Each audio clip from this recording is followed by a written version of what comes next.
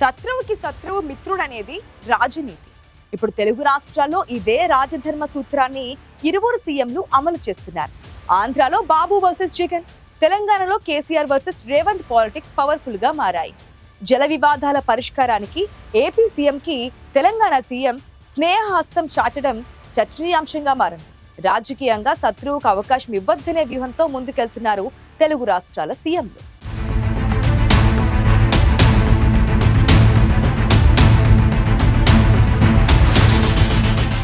రాష్ట్ర విభజన తర్వాత తెలంగాణలో 10 ఏళ్లు అధికారంలో ఉన్న కేసీఆర్ రేవంత్ రెడ్డి టార్గెట్ గా అనేక పావులు కదిపారు. చివరికి ఓటుకు నోటు కేసులో జైలుకు కూడా పంపారు. ఇప్పుడు అదే రేవంత్ రెడ్డి కాంగ్రెస్ పార్టీలో చేరి దెబ్బ కొట్టడంతో కేసీఆర్ అధికార పీఠాన్ని కోల్పోవలసి వచ్చింది. 2024లో ఆంధ్రప్రదేశ్లో చంద్రబాబు కూటమి దెబ్బతో జగన్ పవర్ కు దూరమయ్యారు. అయితే ఇప్పుడు ఆంధ్రాలో జగన్, తెలంగాణలో కేసీఆర్ స్థానిక వాటర్ వార్ కు మళ్లీ తెరతీశారు. ఇటీవల పోలవరం, నల్లమల సాగర్ ఇష్యూ, పాలమూరు రంగారెడ్డి లిఫ్ట్ పై కేసీఆర్ చేసిన కామెంట్స్ పొలిటికల్ హీట్ పుట్టించాయి. అటు ఆంధ్రాలో జగన్ రాయలసీమ లిఫ్ట్ పై చంద్రబాబు సర్కారును నిందిస్తున్నారు. ఈ సమయంలో తెలుగు రాష్ట్రాల సీఎంల కామెంట్స్ సరికొత్త చర్చకు దారితీశాయి. తెలంగాణ అసెంబ్లీ సమావేశాల్లో రాయలసీమ లిఫ్ట్ ఇరిగేషన్ స్కీమ్ పై రేవంత్ చేసిన కామెంట్స్ ని ఏపీలో జగన్ అడ్వాంటేజ్ గా తీసుకున్నారు. దీంతో చంద్రబాబు సర్కార్ ఇరుక్కున పడింది. వెంటనే దానికి చెక్ పెట్టడానికి తెలంగాణ సీఎం రేవంత్ రెడ్డి తెలుగు రాష్ట్రాల జలజగడాలకు సంబంధించి తాజాగా చేసిన వ్యాఖ్యలు రాజకీయంగా ఆసక్తి రేపుతున్నాయి.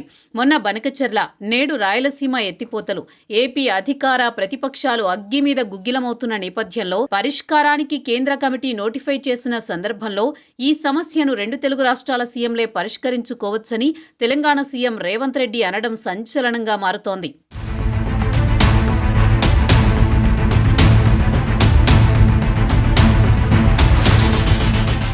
2 తెలుగు రాష్ట్రాల మధ్య సమస్య పరిష్కారంలో ఏపీ ఒక అడుగు వేస్తే తెలంగాణ 10 అడుగులు వేయడానికి సిద్ధంగా ఉందన్నారు సీఎం రేవంత్.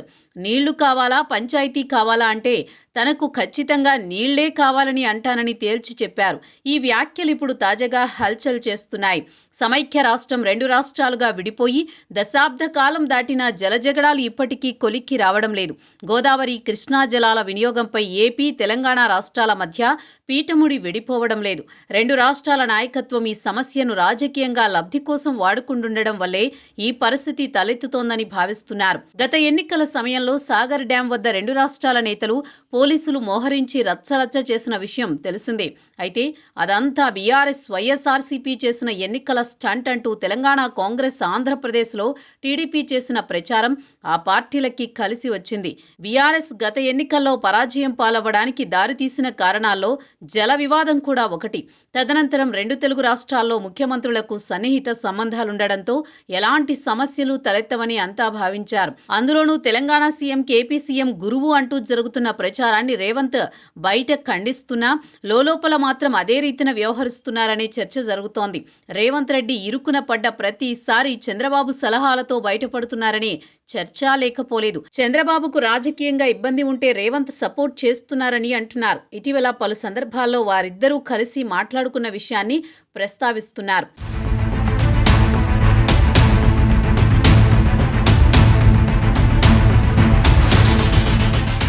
ఆంధ్రప్రదేశ్ సీఎం రాయలసీమ ప్రయోజనాల కోసం పోలవరం, నల్లమల సాగర్ డ్యాం నిర్మాణానికి గుట్టుచప్పుడు కాకుండా అన్నీ సిద్ధం చేసుకున్నారని, కేంద్రం కూడా వత్తాసు పలుకుతోందని ఆ మధ్య వార్త భగ్గుమంది.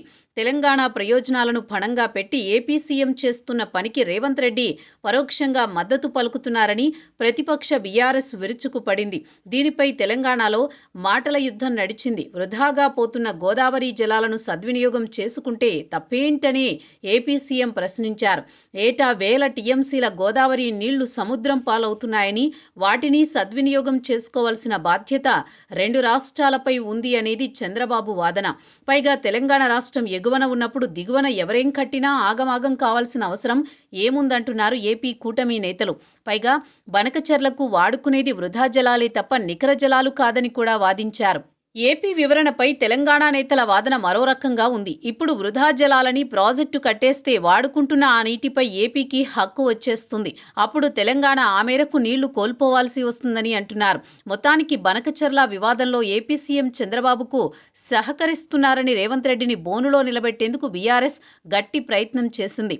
కేసీఆర్ తెలంగాణ భవన్లో దీనిపై మాట్లాడిన తర్వాత పరిస్థితి మరింత హీటెక్కింది. బనకచర్ల లేదా పేరు మారిన నల్లమల సాగర్ ఇష్యూ కాస్త సద్దుమణిగిందో లేదో ఇప్పుడు రాయలసీమ లిఫ్ట్ ఇరిగేషన్ వివాదం తెరపైకి వచ్చింది. తాను ఒత్తిడి తీసుకురావడం వల్లే ఏపీ సీఎం రాయలసీమ ఎత్తిపోతల పనులు ఆపేశారని రేవంత్ చేసిన వ్యాఖ్యలు రెండు రాష్ట్రాల రాజకీయాల్లో కలకలం రేకెత్తించాయి.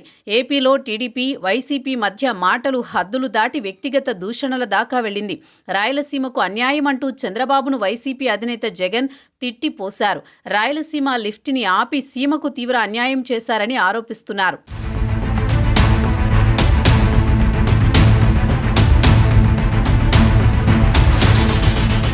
కృష్ణానది నీళ్ల వాటా కోసం తెలుగు రాష్ట్రాలు తగువులాడుకుంటోన్న మాట వాస్తవం. ఈ ఇద్దరి కోట్లాటల మధ్య నీళ్లు సముద్రంలో కలుస్తున్నాయి. ఒక్కోసారి 1000 టీఎంసీల దాకా ఎవరికీ కాకుండా సముద్రంలోకి వెళ్లిపోతున్నాయి. కృష్ణా జలాల్లో తెలుగు రాష్ట్రాలకు దక్కిన వాటా 811 టీఎంసీలు. తాత్కాలికంగా తెలంగాణకు 299 టీఎంసీలు ఇచ్చినా వాడుకుంటున్నది తక్కువే.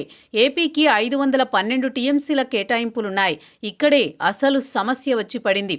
గత బీఆర్ఎస్ ప్రభుత్వ హయాంలోనే తాత్కాలిక ఒప్పందానికి కేసీఆర్, హరీష్ సంతకాలు చేశారని రేవంత్ చేసిన కామెంట్స్తో బీఆర్ఎస్ అధినేత స్పందించారు.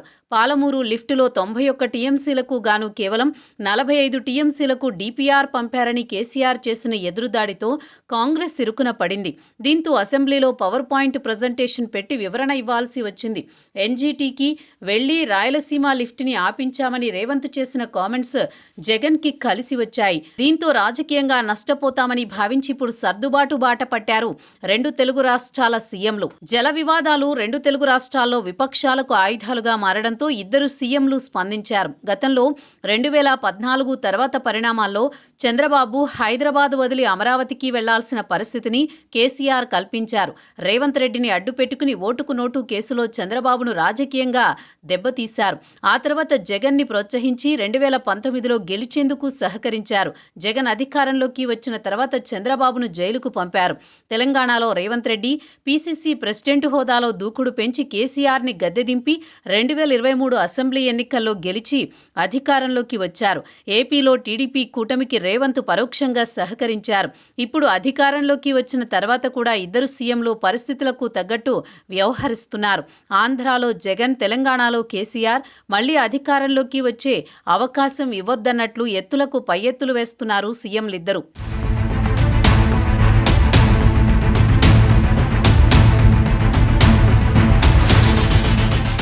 జల వివాదాలు ముదురుతున్న సమయంలో రెండు రాష్ట్రాల ముఖ్యమంత్రులు ఒకే రోజు వేర్వేరు వేదికలపై నుంచి సమస్యలను పరిష్కరించుకునేందుకు చర్చలే మార్గమని ప్రకటించారు. పోలవరం దగ్గర చంద్రబాబు, హైదరాబాదులో రేవంత్ రెడ్డి స్పందించారు. ఘర్షణలతో పోయేది తప్ప వచ్చేదేం లేదని ప్రకటించారు.